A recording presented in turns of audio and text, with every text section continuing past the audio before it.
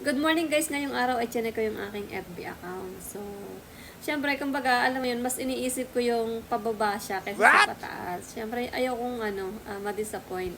Pero, kabaliktaran palagi ng iniisip ko yung Wow. nangyayari. So, iniisip ko, pababa yung views ko, dahil hindi nga ako masyado nakakapag-upload, lalo na kahapon, halos as in, wala akong update kahapon.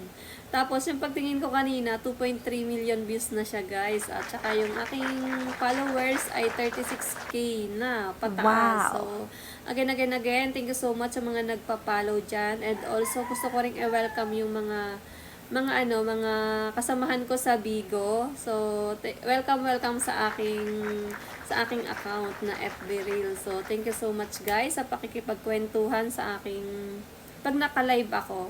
Tsaka especially dun sa mga expender ko, thank you so much sa inyo. At least kahit pa paano, 'di ba? Hindi na ako yung katulad nung una na nagla-live ako doon na parang nalulungkot ako kasi wala akong kakilala. Tapos ngayon, at least ngayon, meron na.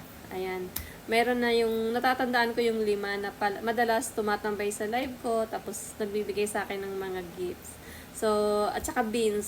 So, thank you so much sa inyo and welcome sa aking FB Reels. Welcome kayo guys. Bye! Follow for more. Bye guys!